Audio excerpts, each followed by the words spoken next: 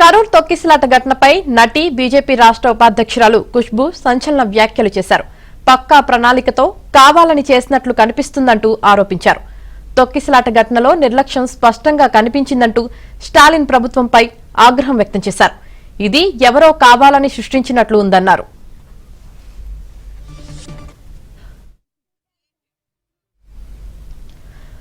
తొక్కిసలాట ఘటనలో నిర్లక్ష్యం స్పష్టంగా కనిపించిందని ఖుష్బూ ఆగ్రహం వ్యక్తం చేశారు.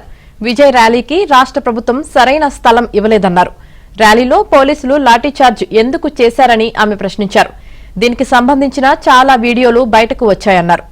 తొక్కిసలాటల ఘటనలో 41 మంది ప్రాణాలు కోల్పోయారని, మౌనంగా ఉన్న సీఎం స్టాలిన్ దీనిపై మాట్లాడాలన్నారు. It's not the BJP who thinks like that. I think the entire crowd, the people of Tamil Nadu, it's very clear as to it was a complete negligence and probably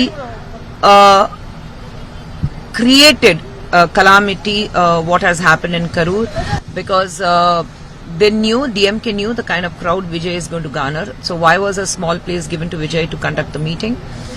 Secondly, why there was a police lathi charge? Why was that an empty ambulance going through that way, creating a ruckus?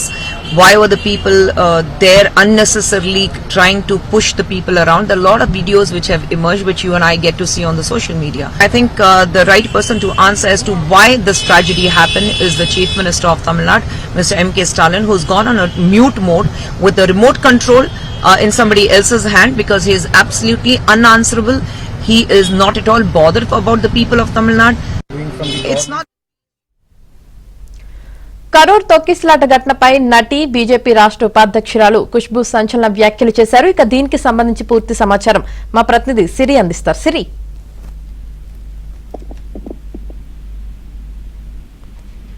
సిరి వినిపిస్తుందా?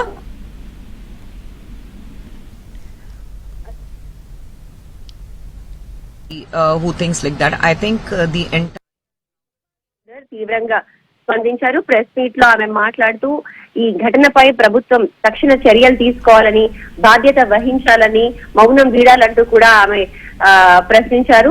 అధికారులు మరియు నిర్వాహకులు ప్రజల ముందుకు వచ్చి వారికి ప్రజలకి సమాధానం చెప్పాలంటూ కూడా వాళ్ళు డిమాండ్ చేశారు. ఖుష్బూ మాట్లాడుతూ మరణించిన వారి కుటుంబాలకి సంతాపం తెలియజేస్తూ ప్రజలకు ఎవరికి నష్టం కలగకూడదని, ప్రభుత్వం వారి కోసం బాధ్యత వహించాలంటూ కూడా తను చెప్పింది. బాధిత కుటుంబాలకు తక్షణ ఆర్థిక సహాయం కూడా అందించాలని, పిల్లల భవిష్యత్తు ప్రభుత్వమే తీసుకోవాలంటూ కూడా అన్నారు. అలాగే భద్రతా లోపాలపై కూడా ఆమె పలు ప్రశ్నలు లేవనెత్తారు. వేలాది మంది ప్రజలు గుమ్ముగూడుతున్నటువంటి ప్రదేశంలో భద్రతా ఏర్పాట్లు ఎందుకు తగిన విధంగా చేయలేదంటూ కూడా ఆమె ప్రశ్నించారు. ప్రజల ప్రాణాలు కాపాడటం ప్రభుత్వ బాధ్యత అంటూ, అయితే ఈ బాధ్యతలో తమిళనాడు ప్రభుత్వ స్పష్టమైన వైఫల్యం కనిపిస్తుందంటూ కూడా ఆమె వ్యాఖ్యానించారు.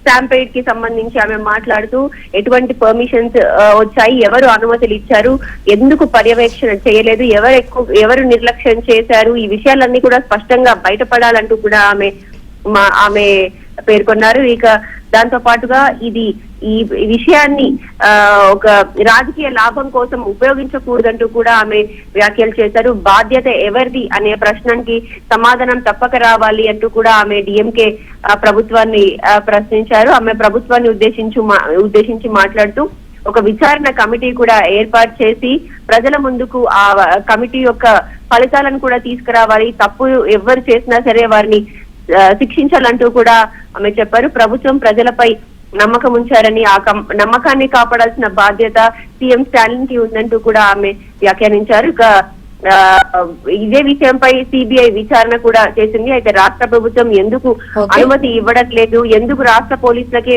విచారణ అప్పగించింది అంటూ కూడా ఆమె ప్రశ్నించింది. ఖుష్బూ వ్యాఖ్యానిస్తూ ప్రభుత్వం ప్రతిసారి ఏదో ఒక రీజన్ వస్తుంది కానీ ప్రజలకు నిజమేంటో తెలుస్తుంది అంటూ కరూర్ దుర్ఘటన రాజకీయంగా మార్చేటువంటి ప్రయత్నం చేయొద్దు, రాజకీయ లాభాల కోసం దాన్ని మార్చేటువంటి ప్రయత్నం చేయొద్దు అంటూ కూడా ఆమె హెచ్చరించారు. Right, thank you Siri.